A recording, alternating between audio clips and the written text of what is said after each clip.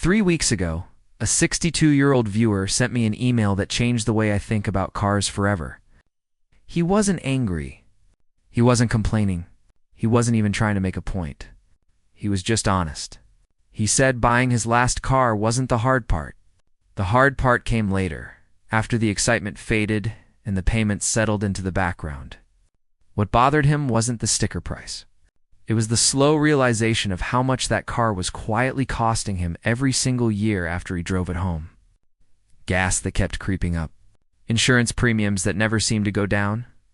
Repairs that somehow always exceeded the estimate, no matter how careful he was. He wrote, "I don't mind spending money on a car. I mind being surprised by it."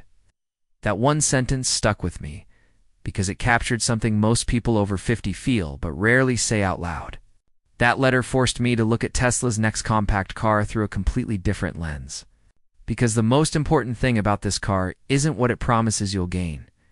It's what it's designed to stop you from losing. And before we go any deeper, if you're someone who prefers analysis without the sales pitch, without the hype, without being told what to feel, you'll probably feel at home here. So let's talk honestly about why this car exists in the first place. There's a reality the auto industry doesn't like to admit, especially in the age of flashy electric vehicles and bold price tags. Cheap to buy almost always means expensive to own. We've all seen it play out. Cars marketed as affordable, especially electric ones, often come with attractive monthly payments. On paper, they look like a smart move. But then the insurance quotes arrive, and suddenly they're higher than the sedan you drove for 10 years without issue. Then you have a minor accident, maybe a fender bender in a parking lot, and the repair shop tells you it requires specialized bodywork, proprietary parts, and certified labor. Suddenly, that affordable car doesn't feel affordable anymore. For people over 50, this isn't about resisting new technology. It's about resisting surprises. Financial surprises. The kind that chip away at money you've spent decades saving. Most older buyers aren't anti-Tesla, or anti-change. They're anti-uncertainty.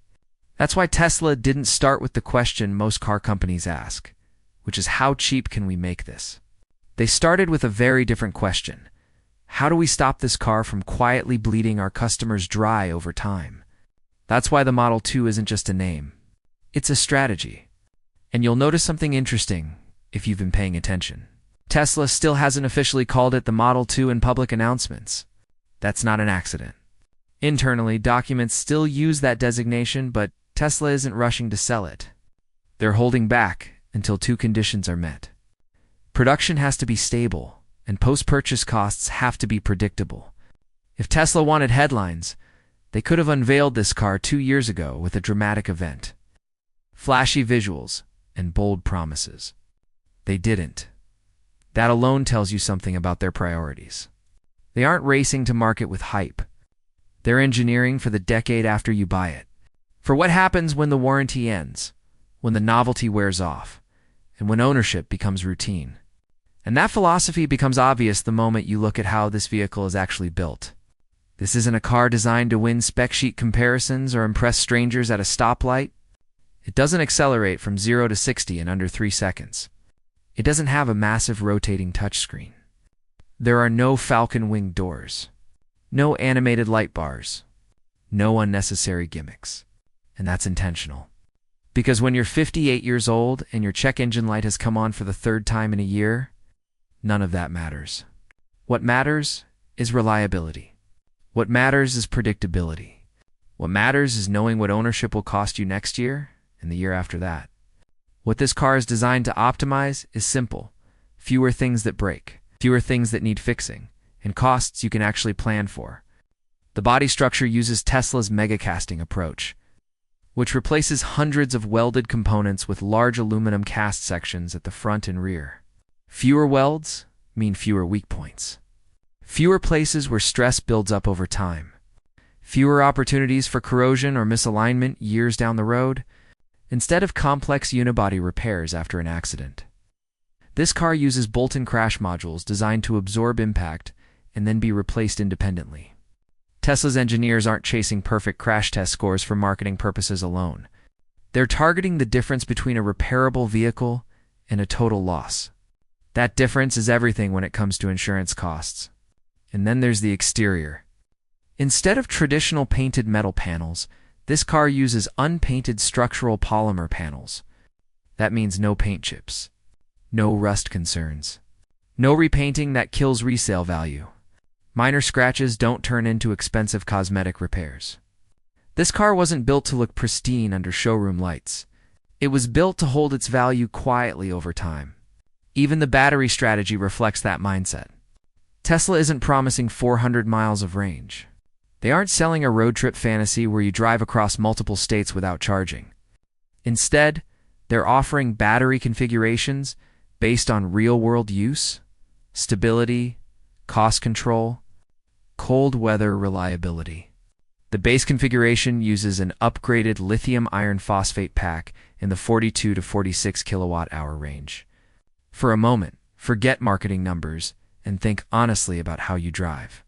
Most people over 50 aren't commuting 100 miles each way anymore. They're running errands, going to appointments, meeting friends for lunch, 25, maybe 30 miles on a typical day. For that kind of use, projected range lands between 183 and 197 miles. That's more than enough, with plenty of buffer.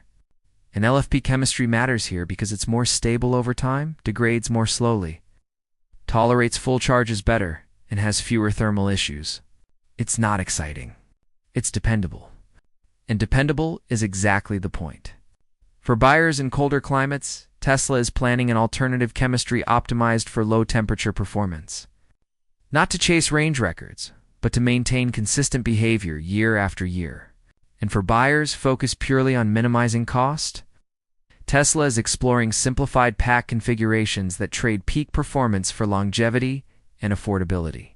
None of these options are designed to impress reviewers. They're designed to reduce stress, to eliminate guesswork, to make ownership boring in the best possible way. The interior follows the same logic.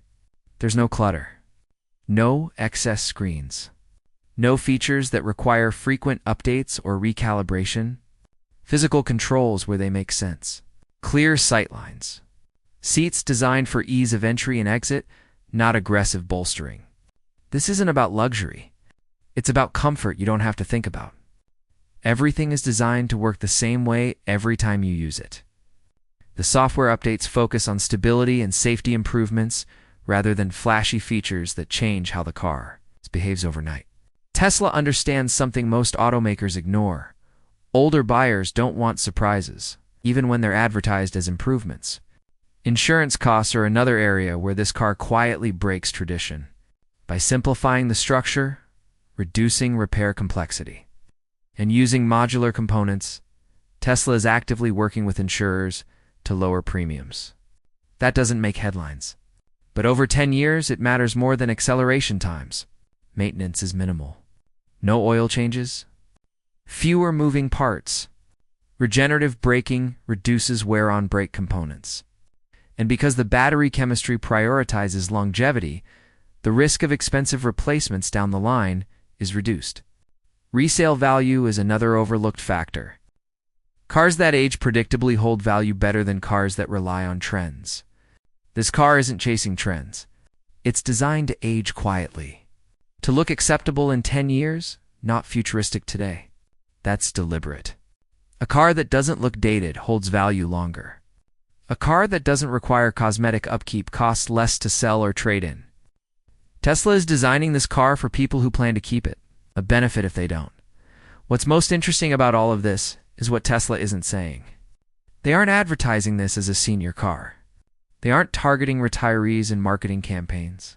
They're simply building a vehicle that aligns with how older buyers actually think. Buyers who value predictability over novelty. Buyers who care less about owning the newest thing and more about avoiding regret. Buyers who have learned that the real cost of a car isn't the price you pay at purchase, but the money you lose slowly over time. That 60-2-year-old viewer wasn't asking for a cheaper car. He was asking for an honest one. A car that doesn't punish you for keeping it.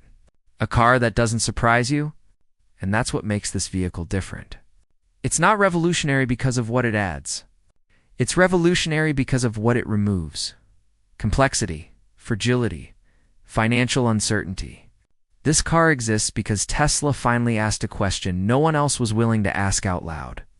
Not how fast can it be, not how flashy, not how cheap it's signing, but how do we design a car that respects the money people have already worked hard to save?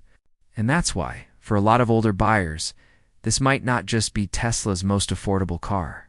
It might be their most sensible one.